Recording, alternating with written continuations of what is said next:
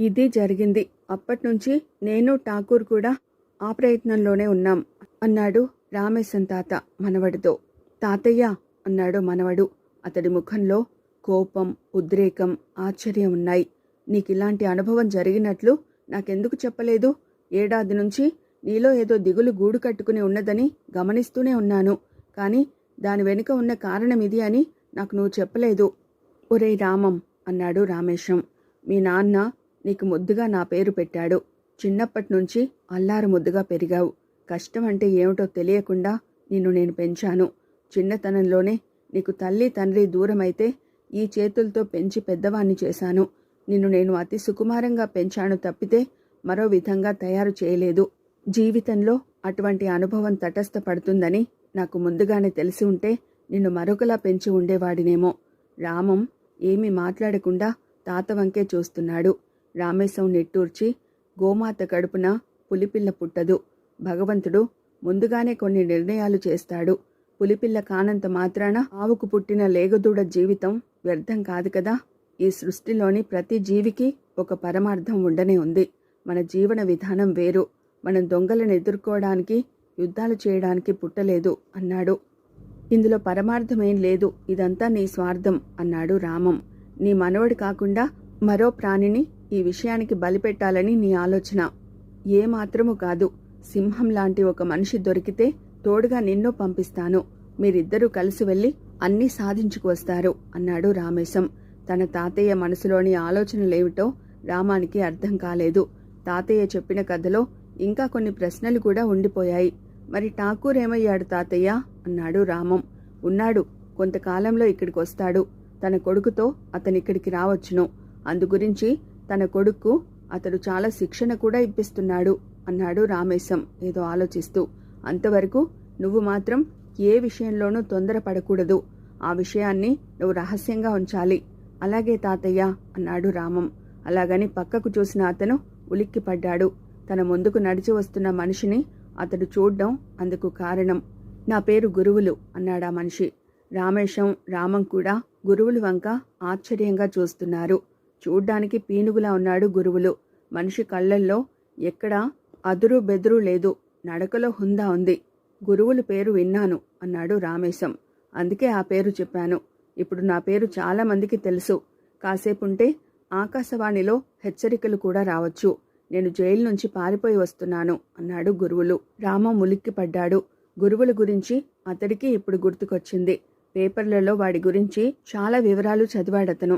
గురువులు నరరూప రాక్షసుడని, అదృష్టం కొద్దీ పోలీసులకు దొరికాడని, తప్పించుకోకుండా పటిష్టమైన పోలీసు కాపలా ఏర్పాటు చేయబడిందని అతను వార్తల్లో చదివాడు. ఆ గురువులు ఇప్పుడు తన కళ్ళ ముందు నిలబడి ఉన్నాడు. మనిషిలో ఏ కోసానా భయం లేదు. తను జైలు నుంచి పారిపోయి వచ్చానని నిర్భయంగా చెబుతున్నాడు. ఏం కావాలి నీకు అన్నాడు రామేశం. నువ్వు నీ మనవడికి చెబుతున్న కథంతా విన్నాను అన్నాడు గురువులు. అంతా విన్నావా అన్నాడు రామేశం తడబడుతూ. అవును, అంతా విన్నాను. నీ కథ నన్ను ఆకర్షించింది. నువ్వు కోరే సింహం ఎప్పుడు దొరుకుతుందో నాకు తెలియదు. నన్ను నేను పొగుడుకోవడం నాకిష్టం ఉండదు. ఆ అపూర్వ నిధి కోసం నేను నా ప్రాణాలైనా ధారపోయాలనుకుంటున్నాను. నేను గంగాపురానికి బయలుదేరుతాను. నీ మనవన్ని నాతో పంపుతావా అన్నాడు గురువులు. నేను కోరే సింహం నీకులాంటి నేరస్తుడు కాడు.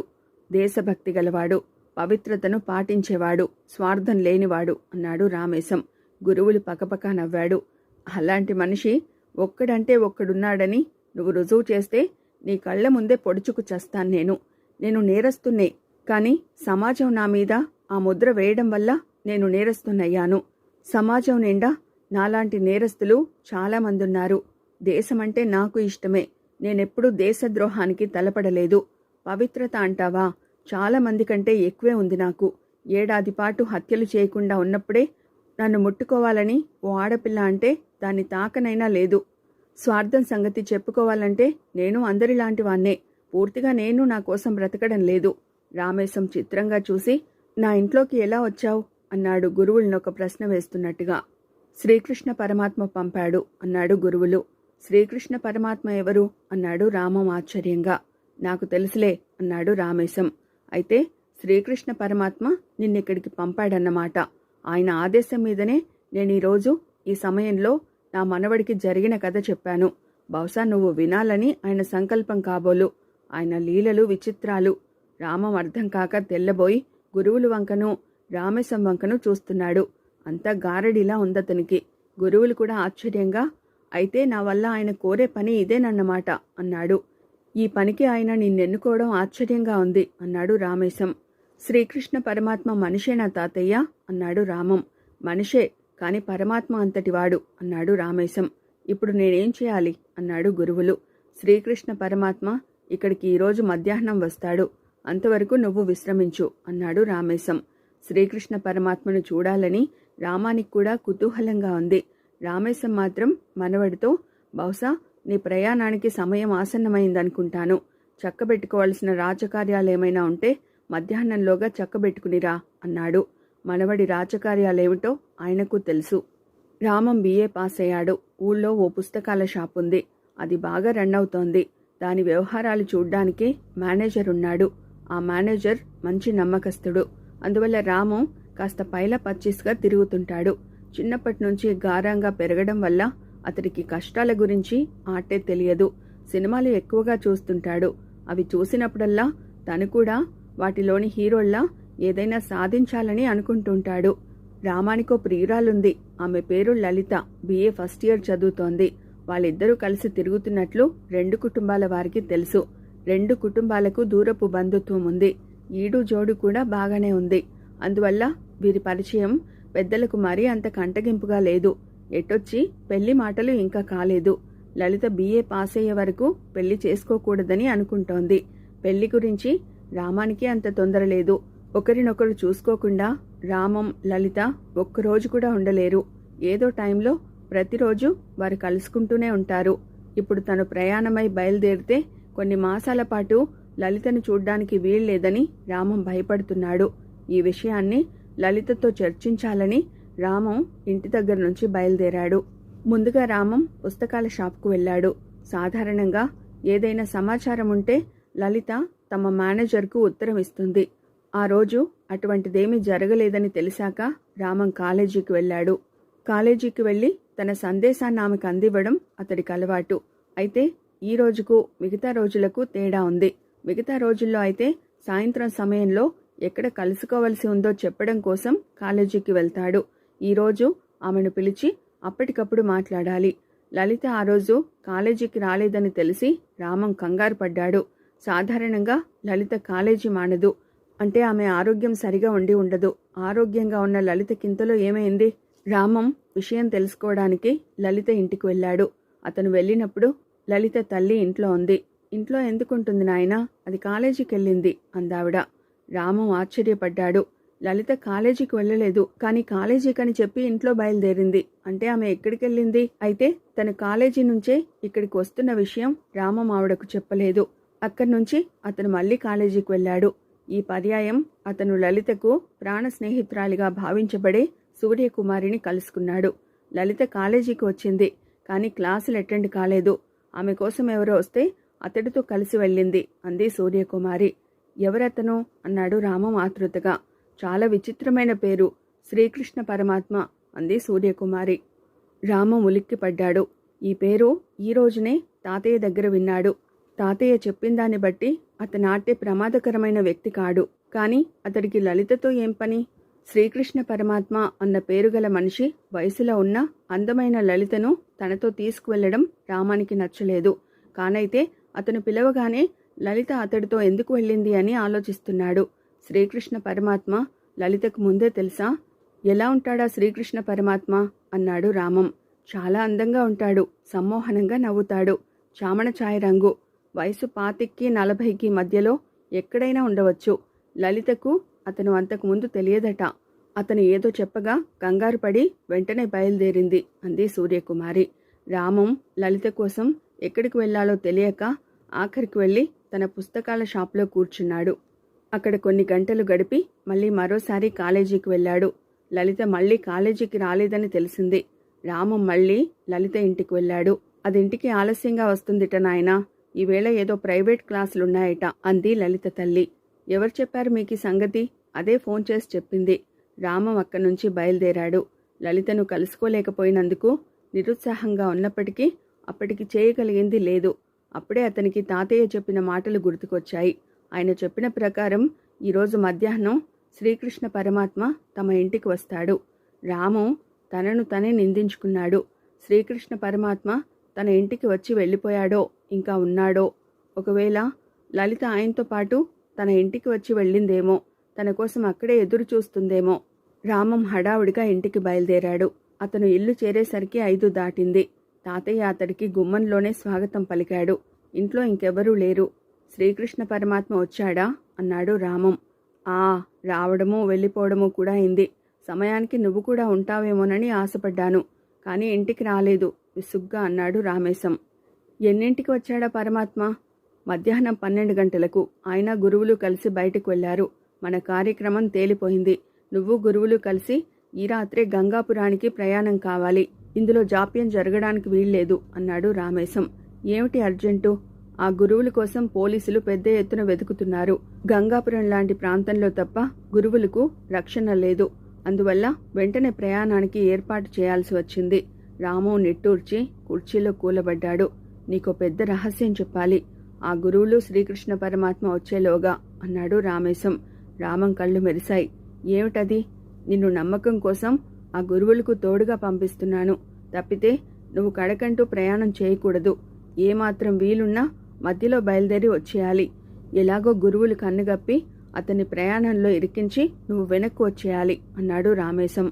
తాతయ్య, మానవతావాదానికి ఠాకూర్ నిన్ను ఉదాహరణగా తీసుకున్నాడని నువ్వే చెప్పావు.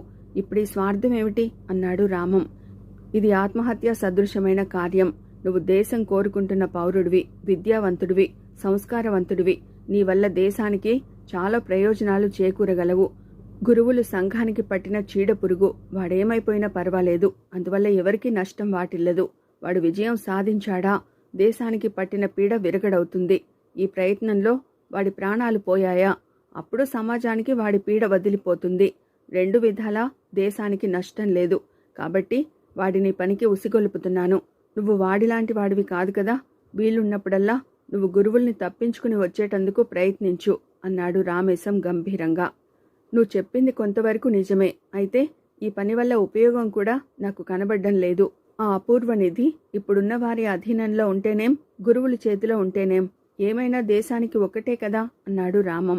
రామేశం స్వరం తగ్గించి, అదే నేనిప్పుడు నీకు చెప్పబోతున్న రహస్యం. నేను నీకు ఉదయం చెప్పిన కథంతా నిజం కాదు. చాలా వరకు నిజమే. కానీ నిధి గురించి నేను చెప్పింది తప్పు. ఈ వ్యవహారంలో ధనలాభం లేదు. మేం చూసిన ఆలయంలో ఉన్నది నిధి కాదు అని ఆగిపోయాడు. రామం కుతూహలంగా, నిధి కాకపోతే ఏమిటి అన్నాడు. అది చెప్పకూడదు. చెప్పను అన్నాడు రామేశం. నువ్వేదో దాస్తున్నావు తాతయ్య అన్నాడు రామం బాధగా. అవునరా, దాస్తున్నాను. కానీ దాచక తప్పదు. నీవు మాత్రం మధ్యలోనే ఎలాగోలా తిరిగి రావాలి అన్నాడు రామేశం. అయితే ఉదయం ఆ కథ అలా ఎందుకు చెప్పావు? గురువులు ఆ కథ వింటున్నాడని తెలుసు కాబట్టి అన్నాడు రామేశం. రామం ఆశ్చర్యంతో నోరు తెరిచాడు. అవునరా, నేను గురువుల్ని చూశాను. కానీ చూసినట్లు తెలియనివ్వలేదు. అతడు ఆ సమయానికి మన ఇంటికి వస్తాడని శ్రీకృష్ణ పరమాత్మ నాకు ముందుగానే చెప్పాడు. అందుకే కావాలని ఎక్కువగా దగ్గి నీకు కథ చెప్పాను అన్నాడు రామేశం. అయితే గురువులు వినడం కోసం మాత్రం అబద్ధమెందుకు చెప్పావు? గురువులు లాంటి వాణ్ణి మన పనికి పురికొల్పాలంటే ఇటువంటి ఆకర్షణ ఉండాలి. నేను ఠాకూర్ ఆటవికుల నుంచి బయటపడినప్పుడే అనుకున్నాం. మేం చూసిన అపూర్వాలయంలో ఒక అపూర్వ నిధి ఉన్నట్టు కథ సృష్టించి సాహసికులను మా కార్యానికి ఉన్ముఖులుగా తయారు చేయాలని. ఆ పథకం వల్లనే శ్రీకృష్ణ పరమాత్మ కూడా రంగంలోకి దిగాడు. శ్రీకృష్ణ పరమాత్మ కూడా అక్కడ నిధి ఉన్నదని నమ్ముతున్నాడా? ఆహా అని నవ్వాడు రామేశం. అందుకే ఆయన శ్రమపడి గురువులను జైల్లోంచి విడిపించాడు. ఆ నిధిని స్వంతం చేసుకోవాలనే తీవ్రమైన కోరికలో ఉన్నాడు. మరి ఠాకూర్ ఏం చేస్తున్నాడు? తెలియదు. కానీ శ్రీకృష్ణ పరమాత్మను అతగాడే సంపాదించాడు. ఈ మోసాలన్నీ ఎందుకు చేస్తున్నారు? ఇందులో మీకు కలిసి వచ్చేదేముంది అన్నాడు రామం. ఏమీ లేదు. ఆ కిరాతకుల మీద పగ తీర్చుకోవడమే, అంతే అన్నాడు రామేశం. గురువులు, నిన్ను నేను ఆ రామేశం నుంచి తప్పించి ఇక్కడికి ఎందుకు తీసుకొచ్చానో తెలుసా అన్నాడు శ్రీకృష్ణ పరమాత్మ. తెలియదు అన్నాడు గురువులు. ఎవ్వరికీ తెలియకూడని ఒక పెద్ద రహస్యం నీకు చెప్పాలి. ఏమిటది? శ్రీకృష్ణ పరమాత్మ తమాషాగా నవ్వాడు. రామేశం మన మనిషి కాదు. మన పనిలో ముందడుగు వేసే ముందే విషయం నువ్వు గుర్తుంచుకోవాలి. గురువులు బాగా ఆశ్చర్యపడ్డాడు. ఉదయం నుంచి నేను అనుకున్నదంతా తారుమారు చేసే మాటలు చెబుతున్నావు నువ్వు. తలుచుకుంటే ఈ సృష్టినే తారుమారు చేయగలవాన్ని నేను. కానీ ఇది మాత్రం నేను చేస్తున్న తారుమారు కాదు. అర్జెంటుగా నీకు నిజం చెప్పాల్సి వచ్చి చెబుతున్నాను. అయితే నేనేం చేయాలి అని అడిగాడు గురువులు. రామేశం చాలా పెద్ద ఎత్తులో ఉన్నాడు.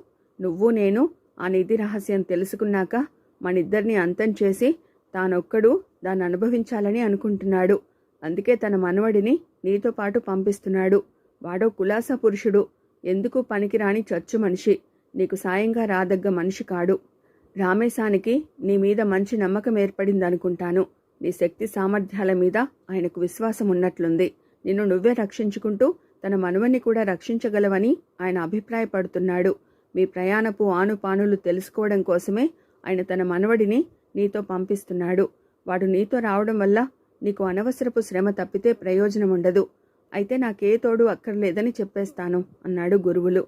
అలా అంటే ఎలా కుదురుతుంది? నువ్వొక్కడివే వెడతానంటే రామేశం వివరాలన్నీ సరిగ్గా చెప్పడు. మనమడు కూడా వస్తాడంటేనే తూచా తప్పకుండా అన్నీ చెబుతాడు. నీ జాగ్రత్త కోసమే రామాన్ని నీతో పంపించాలి. నీ మాటలు నాకు అర్థం కావడం లేదు. రామం వల్ల నాకేమీ ప్రయోజనం లేదంటావు, మళ్ళీ అతనుంటేనే నాకు జాగ్రత్త అంటావు అన్నాడు గురువులు విసుగ్గా. అదే రాజకీయం. నాకైతే అంతా అరటిపండు ఒలిచినట్లు అర్థమవుతూనే ఉంది. కానీ నీకోసం కాస్త వివరించక తప్పదు. జరిగిన కథ కాస్త విను అన్నాడు శ్రీకృష్ణ పరమాత్మ. ఈ అపూర్వ నిధి గురించి నేను ఠాకూర్ ద్వారా విన్నాను. తనకు తెలుగు రాని కారణంగా ఎక్కువ వివరాలు సేకరించలేకపోయానని, రామేశం వద్దకు వెడితే పూర్తి వివరాలు తెలుస్తాయని ఠాకూర్ నాకు చెప్పాడు. రామేశానికి వివరాలన్నీ నాకు చెప్పడం ఇష్టం లేదు. ఆయన ఠాకూర్ కలిసి ఈ నిధిని స్వాధీనం చేసుకుందాం అనుకుంటున్నారు. కానీ నేను రంగంలోకి దిగడం వల్ల వాళ్ళ కోరిక ఫలించలేదు. నీ ప్రతాపం విని నువ్వొక్కడివే ఈ నిధిని సాధించుకురాగల దిట్టవని నేను గ్రహించాను. అందుకే ఈరోజు ఉదయం రామేశం ద్వారా నీకన్ని వివరాలు అందజేశాను. అయితే ఇది ప్రమాదంతో కూడుకున్న పని. మనిషికి ధైర్య సాహసాలుంటే చాలదు. తెలివితేటలు, తెగింపు సమపాళ్లల్లో ఉంటే కార్యం సానుకూలమవుతుంది. అందుకు అవసరమైనది సమాచారం. కొంత ముఖ్య సమాచారాన్ని రామేశం దాచిపెడతాడేమోనని నాకు అనుమానంగా ఉంది. అందుకని ఆయన మనవని కూడా నీతో పంపాలని నిర్ణయించాను. రామేశం పని పచ్చి వెలక్కాయ గొంతులో పడ్డట్లయింది. ఇప్పుడు ఆయన చచ్చినట్లు తనకు తెలిసిన మొత్తం వివరాలు నీకు చెప్పవలసి ఉంది. నీకు కాకపోయినా మనవడికైనా ఆయన కొంత సమాచారం చెప్పకపోడు. అదే మీ ఇద్దరికీ శ్రీరామరక్షగా ఉంటుంది. నువ్వు చాలా తెలివైన వాడివి. తెలివితేటలొక్కటే దేనికైనా చాలవు కాబట్టే నేను నీలాంటి వాడి కోసం వెతుక్కోవలసి వచ్చింది అన్నాడు శ్రీకృష్ణ పరమాత్మ. నన్ను జైల్లోంచి తప్పించగల తెలివితేటలున్న నీకు ఈ కార్యాన్ని సాధించే తెలివితేటలు లేవంటే నమ్మలేను. ఇందులో ఇంకా ఏదో రహస్యం ఉంది అన్నాడు గురువులు. అందర్నీ జైల్లోంచి తప్పించడం నా వల్ల కాదు. నేను చేయగలిగింది చేశాను. ఆ పైన నీ తెలివితేటలు, సాహసం ఉపయోగపడ్డాయి. అవి లేకపోతే నిన్ను జైల్లోంచి తప్పించడం నాకు సాధ్యమయ్యేది కాదు. గురువుల ముఖంలో రవంత గర్వం తొంగి చూసింది. రామేశం మన మనిషి కాడంటావు. అంతవరకు బాగానే ఉంది. మనం అంటే నువ్వు నేనేనా, ఇంకెవరైనా ఉన్నారా? మంచి ప్రశ్నే వేశావు. నేను మరొకళ్ళతో కలిసే రకం కాదు. ఈ పనిలో నీకు సగం వాటా ఉండదు. కానీ నువ్వు ఊహించలేనంత ధనాన్ని పోలీసుల బాధ లేకుండా అనుభవించే మార్గం చూపిస్తాను. గురువులు ఆలోచనలో పడ్డాడు. శ్రీకృష్ణ పరమాత్మ అతడి వంక చూస్తూ, నేనెవరికి అన్యాయం చేసేవాడిని కాదు. నిజం ముందుగానే చెప్పేస్తాను. నాకు కాస్త ముందు చూపు కూడా ఎక్కువ. ఉదాహరణకు ఈరోజు లలిత అనే అమ్మాయిని చిత్రంగా ఎంగేజ్ చేశాను. ఎందుకంటే ఆమె రామాన్ని కలుసుకోకూడదు. రామం ప్రయాణం విషయం ఆమెకు తెలియకూడదు. తెలిసిందంటే ఆమె రామం వెంట పడుతుంది. ప్రేమ అలాంటిది. కానీ ఆ ప్రేమ వల్ల ప్రయోజనం ఉండదు. అనుకున్న పని రసాభాస అవడం తప్ప అన్నాడు. అయితే వాళ్ళిద్దరూ ఈరోజు కలుసుకోలేదా అన్నాడు గురువులు. లేదు, పాపం ప్రేమికులు అన్నాడు గురువులు. అతడికి ఈశ్వరి గుర్తుకొచ్చింది. ఇప్పుడు ఆమె ఎక్కడుందో. తను జైలు నుంచి తప్పించుకుంటానని ముందుగా తెలుసుంటే ఎంత బాగుండేది. ఏదో విధంగా ఈశ్వరిని కలుసుకోగలిగి ఉండేవాడు. లలిత రామాన్ని కలుసుకోవడం మరొకందు కూడా నాకు ఇష్టం లేదు. ఒక ఆడపిల్ల ఒక అల్పాయుష్కుడి చుట్టూ ఆశలల్లుకోవడం నాకు ఇష్టం లేదు అన్నాడు శ్రీకృష్ణ పరమాత్మ. నీకు జోస్యం కూడా తెలుసా? లేకపోతే రామం అల్పాయుష్కుడని ఎందుకనుకుంటున్నావు అన్నాడు గురువులు ఆశ్చర్యంగా. ఈ మాత్రం దానికి జోస్యం తెలియనక్కర్లేదు. అది మన పథకంలోని భాగం. అన్ని గండాలు గడిచి నిధి వరకు చేరుకుంటే ఆ తర్వాత మీ ఇద్దరిలో మిగిలేది గురువులొక్కడే. అంటే రామన్ చచ్చిపోతాడు. ఎలా? నువ్వే చంపేస్తావు. ఈ హత్య చాలా అవసరం మనకు. గురువులు ఆశ్చర్యంగా శ్రీకృష్ణ పరమాత్మ వంక చూశాడు.